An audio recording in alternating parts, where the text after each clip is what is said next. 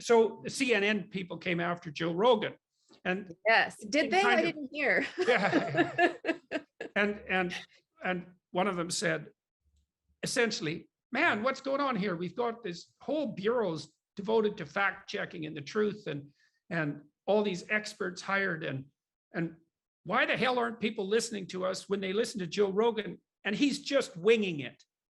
And I thought, just winging it, eh? You try just winging it in front of 11 million people for 5 years and see if you're still standing, buddy. You think just winging it is so easy. Well, first of all, why aren't you doing it if it's so damn easy?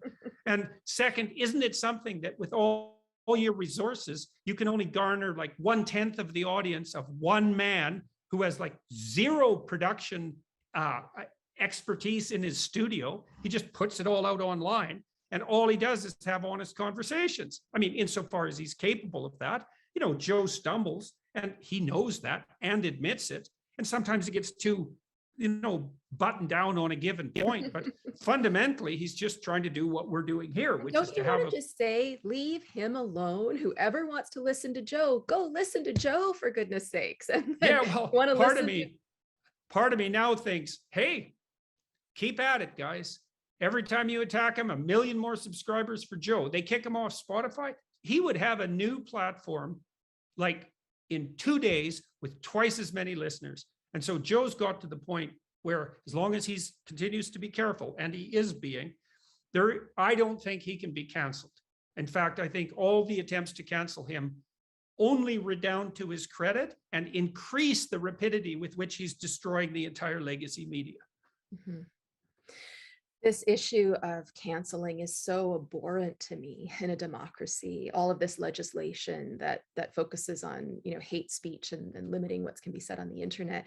And what's so ironic about it is that, as you might know, John Stuart Mill, who was, you know, one of the fathers of utilitarianism and very often invoked in this current sort of collectivist setting with the mandates, right? He himself was an advocate for free speech because he said that the problem with squashing free speech, it's not just that you might learn something new that you didn't know, but you have the opportunity to put your own beliefs under the microscope and to think about new reasons why you might believe or don't believe them. So even on the metric that a collectivist, arguably a consequentialist, a utilitarian like John Stuart Mill is using, canceling censorship is not good for humans, let alone democracies that have free speech as one of their fundamental pillars, you know? Well, the only real rationale for opposing free speech, apart from ignorance, which is that you don't know that free speech isn't just another right and you don't know it's indistinguishable from thought, is the conclusion that you've already figured it all out. So you don't have to think. Or you're trying to hide something. Well, that's the other possibility. But those two things go hand in hand very frequently, is that it's very often that people who are trying to hide something justify that to themselves with a kind of totalitarian certainty about their beliefs. They double down on them to hide their own moral iniquities. And so you have to believe that people like Rogan shouldn't be allowed to just have a discussion with whoever they want and wing it. And you think that because you think you already know. And, you know, if your life is perfect and you're already living in the kingdom of God, and then more power to you, you know, maybe you're right. And you can shut down free discourse because the heavenly heights have already been scaled. But I haven't met anyone like that yet.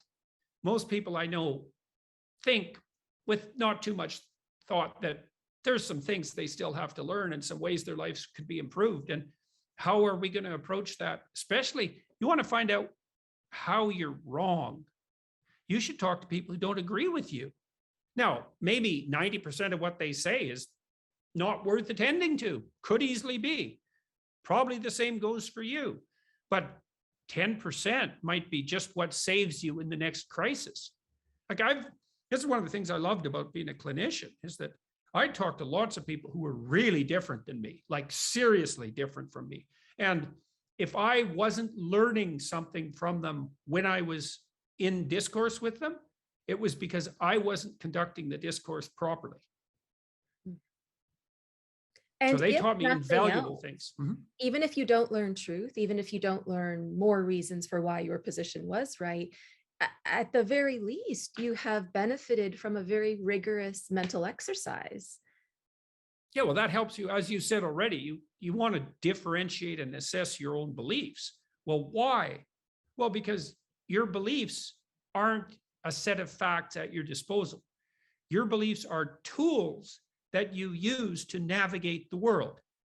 And the more finely tuned those tools, the more different. Like I have a shed at home, a shop with all sorts of power tools in it. And one of the things I learned, because I've renovated houses a number of times, one of the things I've learned is that if the job is difficult, you don't have the right tool.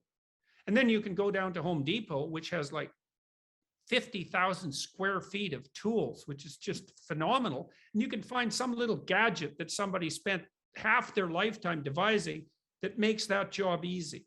Well, that's ideas. Ideas are tools. They're not facts. And you have to sharpen them and take care of them and keep them from being differentiate them. rusty and You put them bet. away in the right way, right? And Like the maintain them. You metaphor. bet. Metaphor is beautiful. It seems like, so talking about both the trucker situation and then the Joe Rogan situation, it seems in many respects like intellectuals or elites have gotten us into this mess. And it's the truckers and the Joe Rogans of the world that are getting us out of it, arguably. What does this say about education and academia and civil discourse and democracy moving forward? Well, it says that the highest and the lowest always have to be united. And what that means in some Pretty sense beautiful.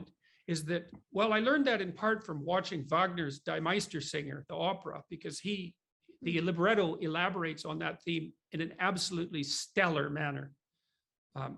Because in his opera, the opera details out the actions of guilds of men. And so each guild is made out of domain experts. So one of the heroes is a cobbler who's an expert shoemaker. You think, well, who cares? He makes shoes. It's like, well, you have good shoes, so that isn't a concern of yours.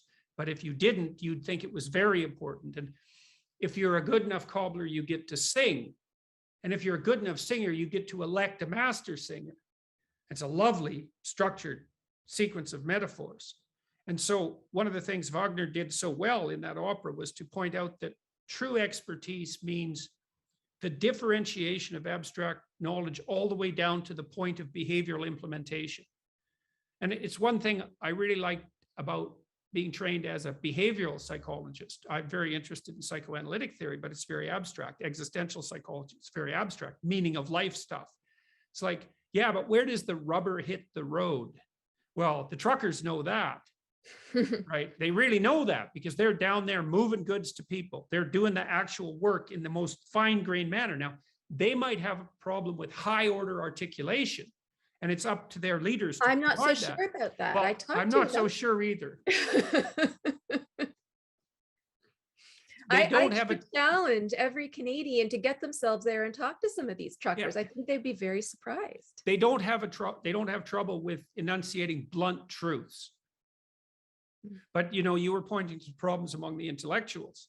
Well, the intellectual chattering class is criticizing the truckers. There's a divorce between the intellectualized framework, ethical framework, and that practical reality that the working class people represent. Yeah. And I mean, your observation that the truckers and the Joe Rogans are serving as redemptive agents is a reflection of the idea of the brilliance of individual sovereignty, the notion of individual sovereignty as the basis for political stability. It's like, well, who should you consult?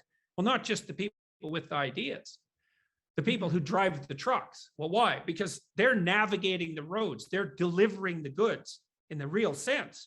Talking and so to the they people. know things. Yeah, you bet. Well, and they are the people. They have their families. Their life is real. It's not abstracted to the point where the abstractions themselves become a problem. It seems like they're almost like a litmus test for how we're doing and the things that we're getting wrong. And they're showing us in the face, look, it's almost like a boil that's finally erupting. Look, these are the problems, right? We would have kept silent if you didn't screw things up so much, but now we have real problems. You're not fixing them. Yeah, well, you saw the same thing with the Yellow Jackets in France. It's like corrupt energy policies started to make energy too expensive for ordinary people. It's like, well, we have to save the planet. It's like, well, how about not on our backs there, guys? And so, and we're going to see a lot more of that, I suspect, especially if the elite types and their utopian schemes, if the elite types with their utopian schemes keep walling themselves off from the people that they hypothetically represent. This is why the UK jumped out of, this is why the UK voted for Brexit. It's like the common people thought, no, too abstract, too much of a Tower of Babel. The leaders have got too far away from the people they represent. And I think they made the right decision. So more power to Rogan and the truckers.